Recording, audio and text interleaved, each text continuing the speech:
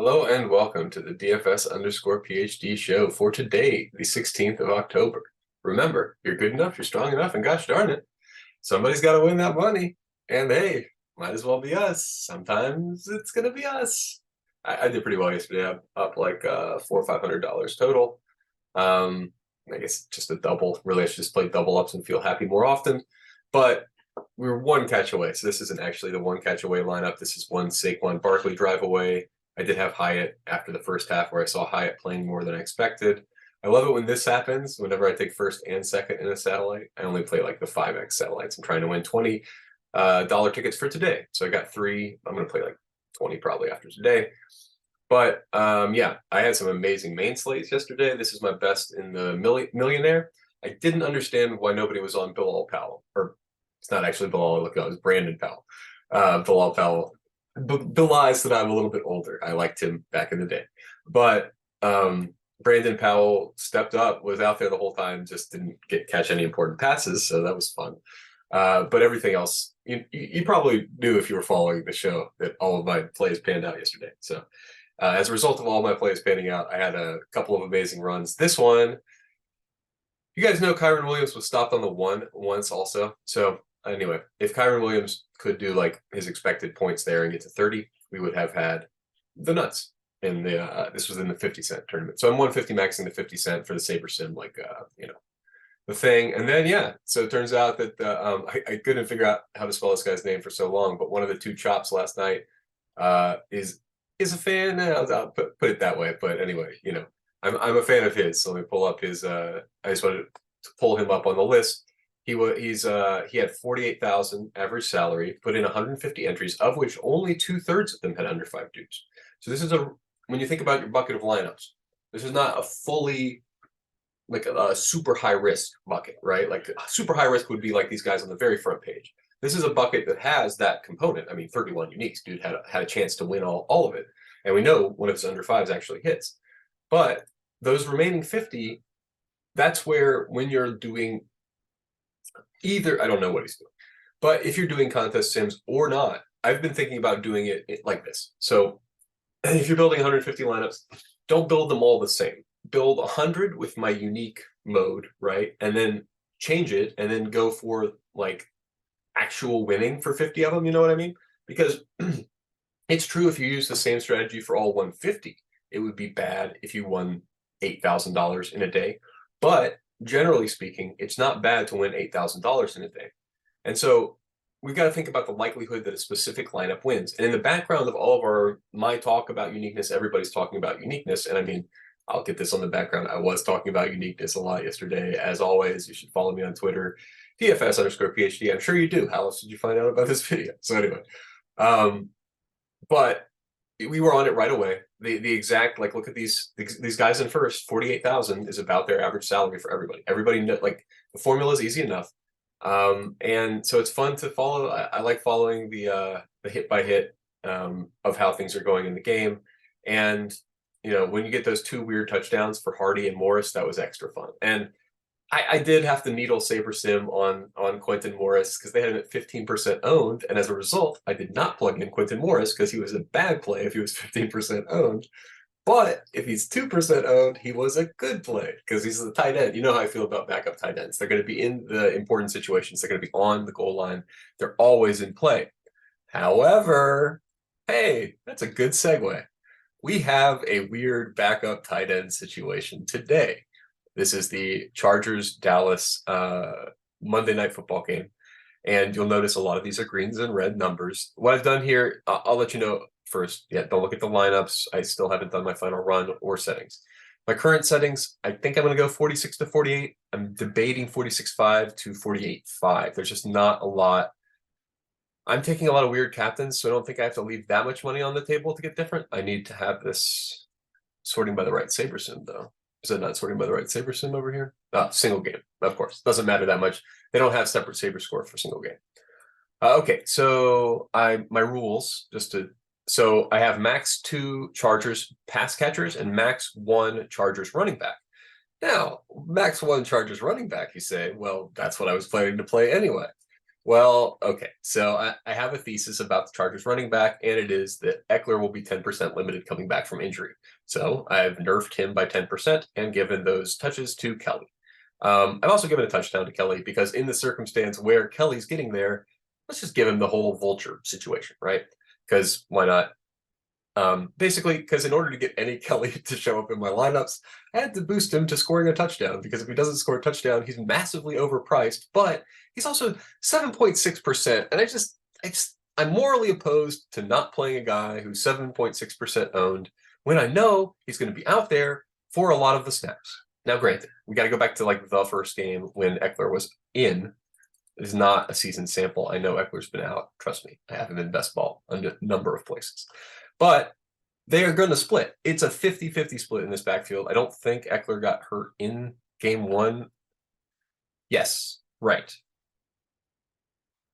Yes, Joshua Kelley did flop in his absence. That's true. But that's what everybody's going to be reading. But also, I mean, I just don't think that you're going to, I think it's going to go 50-50 at best for Eckler.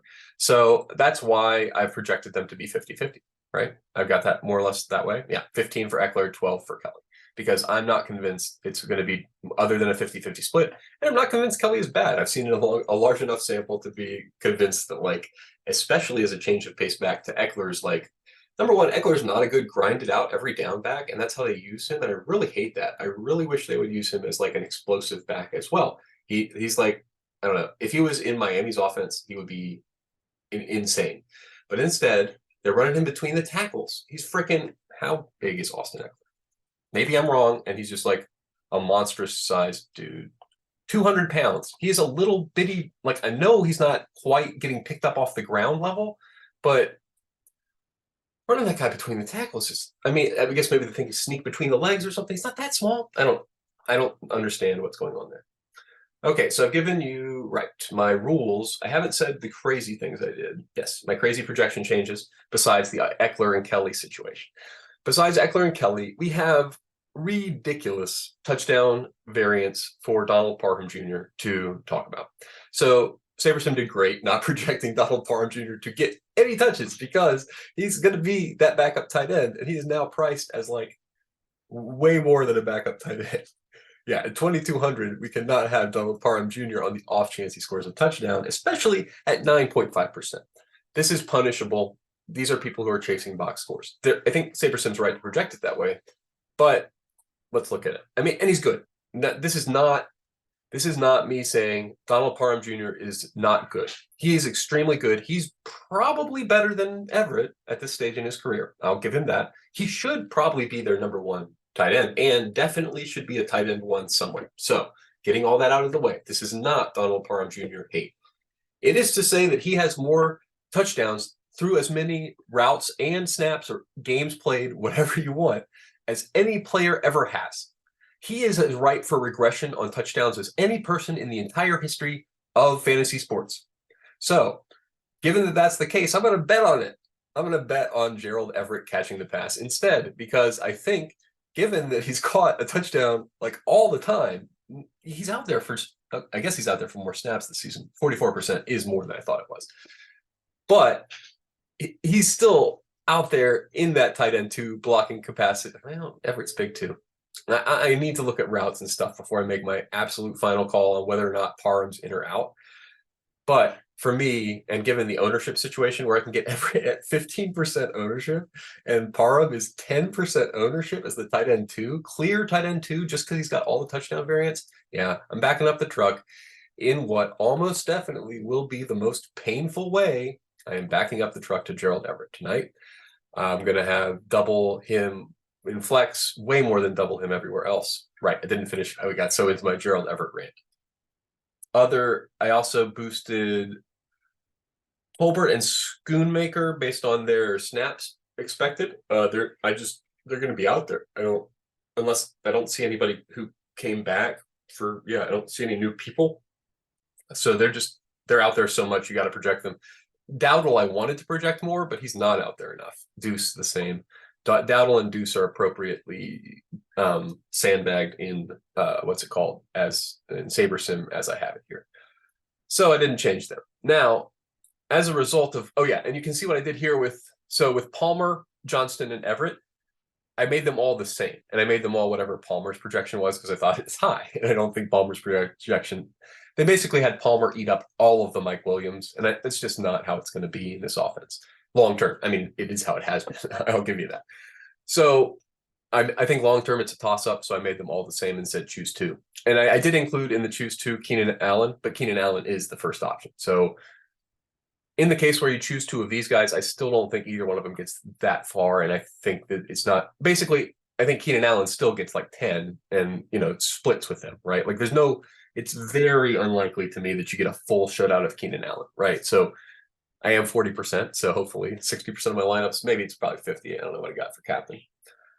Yeah, let's go over Keenan Allen now, I guess. Yeah. So I got 9% captain. Yeah, 50% Keenan Allen. Great. Coin flip whether or not he's optimal. Sounds right. Because I mean, coin flip if Herbert gets it there. 73% Herbert plus in the captain. I don't do quarterbacks captain. I just don't do it for non-rushing quarterbacks. Maybe Fields, maybe Hurts. I think that the ones that do get there in captain are getting there with a rushing touchdown. And so it's the guys who are going to rush it in who you should put in the captain. Anyway, generally, I think that both of these quarterbacks will be outscored by their pass catchers in the case where their passing attack is optimal. Therefore, I only have included the pass catchers in my captain pool. Do something else if you want. I mean, like that's obviously wrong. I mean, you know, the quarterbacks are optimal more than that. It's just the problem is where are they coming in? Herbert 12%, Prescott 11%. Yeah, that's fine. I'm not getting different doing that. You know what I mean? Like I want my captain move to be one that like when the guy scores a touchdown, I know I've got the freaking fast lane to points to money. You know, like that's what I did when any game I've ever played fantasy, doesn't just fantasy sports. Like 5 years ago, there was a free game in the MLB playoffs. And what I would do is for the leadoff batter, I would choose home run because you got like freaking 20,000 to 1 odds or some dumb thing. And then if you hit a home run, you're in the freaking driver's seat and you just choose the most likely thing the rest of the game. I won $3,000 when Jock Peterson hit a leadoff home run in game 3 or something. So that's what I do. I play very, very aggressive. And if it works out, you win the top prize. If it doesn't, you win a bunch of last place. So you guys already know how that goes. Yeah, you do the salary restriction thing, right? What is that actually doing? The very last person, you're choosing a non-optimal person on purpose, right? So just make clear what you're doing. You're definitely taking the hard road. There's a reason why people are not choosing these lineups, why they're unique. It's not that they don't want to be a millionaire too. We all want to be a millionaire. They just don't think it's going to happen. And I believe there's a 0.1% chance because I already did it and I haven't played that much. So I won like $100,000 and then 20 or 30,000 more on game 2. Depending on how you count it. I don't know how to count that Tournament of Champions ticket that's still like 25% of my net income for the year. I don't know how it's going to count on my taxes. We'll find out. It'll be a fun year. But okay. As a result of all that rambling and setting of projections, yeah, I think this is great. I think Gerald Everett, if he truly is 1.4% owned at captain, is the most ridiculous. And by the way, I have this set to be 150 lineups. You guys know I don't actually play 150 maxing. It's just that I've become surprisingly popular among MME people. I think there aren't people talking to you guys. Like you guys are all just like having a weird siloed fight with each other or something. And I don't know if that really benefits DraftKings or you guys each other. Yeah, I think we are. I don't know. I think in DFS in general, there's not very many problem gamblers at all. And that's why the field feels very sharp. It's because the only thing that could happen is a guy like falls asleep at the wheel for like 30 minutes and you get like 10% leverage. That's the best thing you're going to get at this stage in the game. And that's what we got last night with Kincaid, right? I mean, Kincaid was out, and why would anybody have been waiting for that news? Did it seem like it was going to impact the slate? Yes, if you were paying attention, you had like 5 moves ready to go for that. But how many people you think are waiting on backup tight end for the Buffalo Bills news? You got that's where you get the edge these days. That's all I'm saying. Thank you, by the way, for watching my video this far. That means you are seeking such edge, and you are one of the noble people. Speaking of, we're up to like more than 100 subscribers now. Cheers, guys. That's extremely edifying. And yeah, too bad Lana couldn't join us for the show. Picture of baby Lana. She was making a big fuss. I thought she was going to get on my shoulders. But it's great, and it makes me like, it's been really fun because like I was telling my wife the other day, the thing I do at night with like the showdown and like I post the uniques, I was doing that for myself on game 1 of the finals when I won all that money. That's why I know it's fun. Like game 1 of the finals, when I won like $100,000, I was celebrating in the first quarter before Haywood Highsmith stepped on the court, guys. That's a nut job. I mean, like the reason I was celebrating is because I was number 4 or 5 on my little list, right? Like on the list of uniques, I was popping, man. I had done, that was my only night of the year I had a chance, right? Because I had 97 or whatever it is shots, because I'd stored them up like a little squirrel, but I've been practicing. And the fact that I made it to the top 20 with only 97 shots, I was like, rah, rah, rah. And the fact that Haywood Highsmith then went out and made me the money is dope. But the main thing is and the reason I post the list and want you all to get excited and happy about that is that's the real important thing. Whether or not Haywood Highsmith hits all his garbage time threes and I wind up winning first, second, third, fourth, fifth, sixth, and seventh, who cares? What's important is that when it happens, whatever random Haywood Highsmith moment happens, it happens only to you. And you're like, boom, boom, boom. Now, granted, only to you, I won like 100,000 in a millionaire. So you have to decide what only to you threshold matters for a slate. I had been doing it in terms of like, I want a condo or something. And so I want a condo amount of money at one time. And then I realized that's not how you win a condo amount of money. You win a condo amount of money in, I'm not sure what is the most likely way, but by maximizing your ROI. And sometimes maximizing your ROI means taking a bundle of lineups that are 5x lineups, but are really likely. Like if you think a lineup's like a 0.5% lineup and it's heavily duped like 100 times, I'm not going to talk you out of that. 0.5% is a lot. That's 5 times. So the number of times more likely you think a lineup is to hit is how many more dupes than usual you should allow it, right? Because what you're trying to do is maximize your long-term share of first. Long-term share of first. And granted, that be a big share is important. But anyway, so I've been trying to figure out, and are these mid dupe people duping me by being over focused on the top? Did I get lucky too often right at the beginning? I don't think so. So anyway, I remain committed to the strategy, but I did want to let you guys know, what we're doing when we leave salary on the table is we're choosing that Gerald Everett makes that catch that he hasn't made all year, right? He has not made an important catch all year long. That's why he is projected for a garbage amount of points. For a tight end one who's definitely going to be on the field more than half the snaps running routes on them, he is projected for less than I can remember. Let's look on this slate compared to Jake Ferguson, who is good. But if you ask an average man on the street about tight ends, is he going to get to Jake Ferguson in the top 15 to 20 tight ends he talks about? No. Jake Ferguson, and this is captains, right? This is captains points. So Jake Ferguson is like 10, and we're projecting Gerald Everett to be like 60% of a Jake Ferguson. 70% of Jake Ferguson. I just think that sentiment has traveled way too far on Gerald Everett, and thus, this is the Gerald Everett show, I guess. Man, I really hate it when it's one guy's show.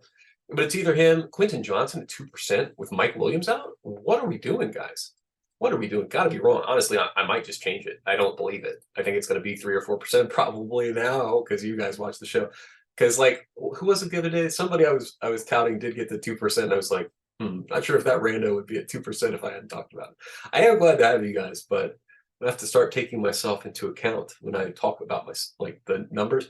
So there's a way to do that, right? You can plot. If you wanted to take a sample, they update the projections throughout the day, so you can take a little plot every hour or so and see what the projection ownership is, and then you can fit a best fit line or an exponential or whatever you want to do, as long as there hasn't been news, and assume that people in the last 10 minutes make the same choices they did earlier. But that's a lot of work to get almost no nut, so I'm definitely not doing that, but just explaining how it could be done, and how you could, for instance, yesterday, that would have helped you not think that backup tight end was 15%, because he was 0% until Kincaid was out. And so you would have had to have 15% where he would have been if everybody had perfect information. But you forgot to account for 85% of people never hear that Kincaid news, don't care, right? Like if you give them another hour and a half, maybe like a push notification gets to them or something. But anyway, so that's something I got to figure out. ETR was too far one way. Sabersim was too far the other way. Don't know. And that it's obviously just their reaction to news. Sabersim overreacting and ETR underreacting in this case. I don't know if that's generalizable. You guys, if you are on one of those platforms for the long term, let me know if you think that's true. But Quentin Johnston in games, Mike Williams has been out, which I guess they've had a bye week in there. So we got one game. So hate being on a 1-game sample size. But in that one game, Darius Davis got the touchdown. Quentin Johnston got all of the snaps. 50% of the snaps. I mean, is Darius Davis in this pool?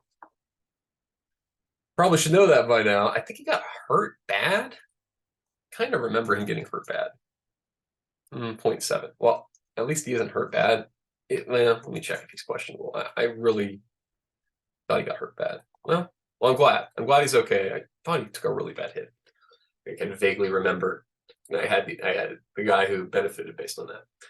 So, but anyway, I don't think there is a credible case for placing Joshua Palmer as confidently better than either Everett or Quentin Johnston in this offense.